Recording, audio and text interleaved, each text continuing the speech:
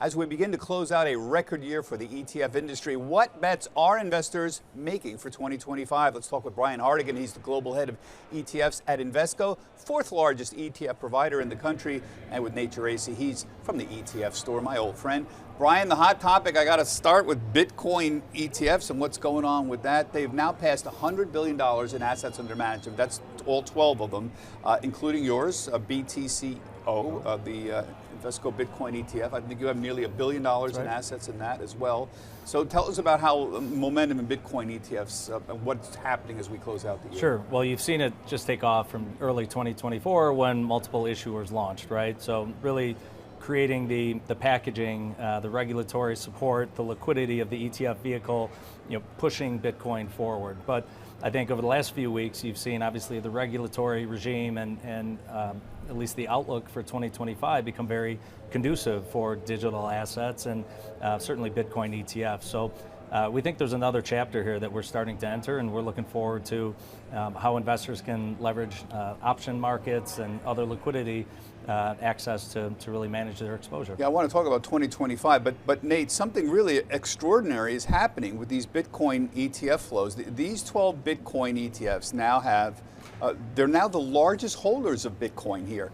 I saw 1.1 million Bitcoins held in total, and I think that's relevant because that, we believe, passed Satoshi Nakamoto's 1.1 million Bitcoin holdings. And by the way, we don't know exactly who he is or how much he holds, but the estimates have been as high as 1.1 million. But Bitcoin ETFs now are the largest single, collectively the largest single owners of Bitcoin.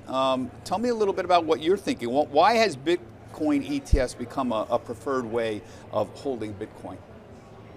Well, first of all, I don't know that this is exactly what Satoshi had in mind when he created Bitcoin, to have Bitcoin held via some of the largest asset managers in the world. But here we are. I want to go back. When you look at this category overall right now, last I checked, spot Bitcoin ETFs are nearing $110 billion in assets overall. And they've done this in about 11 months.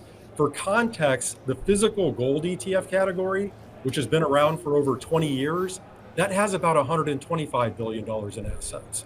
So it's not inconceivable to think that spot Bitcoin ETFs will surpass gold ETFs sometime over the next several months, which is just astounding when you think about it.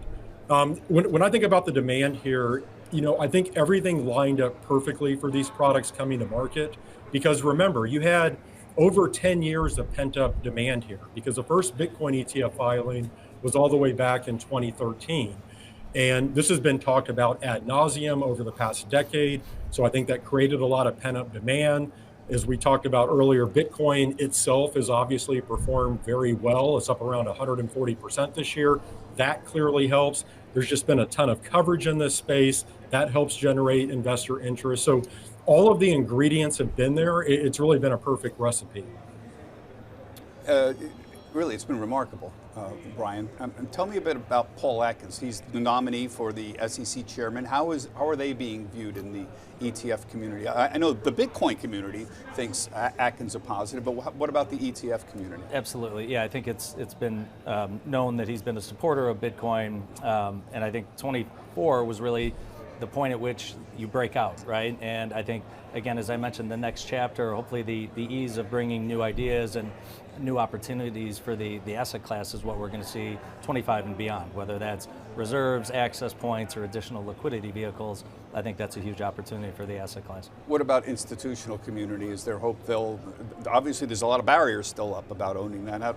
Is there any sense that might change? Yeah, so if the ETF becomes the liquidity vehicle for holding the digital assets themselves, it's a known vehicle, it's liquid, it's regulated, and I think that really touts the benefits of the ETF. So hopefully that's the kind of that intermediary vehicle that we needed to give the institutional marketplace more access to digital coin. Yeah, Nate, he mentioned here, Brian, briefly, there's this entire huge complex around Bitcoin now, from options to income variance. Riff on that for a moment. Why has Bitcoin acquired such an aura in the American mindset? I mean, Jay Powell has said it's primarily a speculative investment. Is that right? Is it essentially a get-rich-quick scheme, or does it have another kind of use case?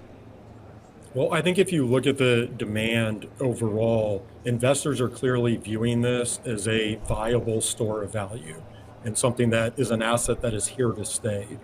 And when I think about the ETF specifically, I think that's indicative of a shifting regulatory landscape, which has given investors, and in particular advisors and institutional investors, much more confidence to come into the crypto arena. And then you look at how the ecosystem is developing around Bitcoin and in the traditional finance space with things like options coming to market. I think we're going to see a proliferation of ETFs that play on Bitcoin. We're going to see buffer defined outcome Bitcoin ETFs. We're going to see tail risk hedging Bitcoin ETFs. We're going to see all flavors of ETFs coming to market. And, going back to the regulatory environment, I do want to make a quick note on that, and that by all accounts, the Trump administration is going to take a much friendlier approach to crypto. We're already seeing that with the establishment of a crypto czar in David Sachs. Paul Atkins is set to succeed Gary Gensler as SEC chair. He's viewed as being much more crypto friendly. So the overall regulatory backdrop has turned much more positive. I think you're seeing that reflected in crypto prices. You're going to see that reflected in a proliferation of crypto ETFs coming to market. Yeah, I mean, Brian, regardless of the use case, your point before, there's this huge complex around it now. Options to income variance, for example, that's going to keep expanding. Right. Yeah, I think the big next wave is the wealth channel, right? So advisors have asked us, how do I use it? Where do I allocate it to?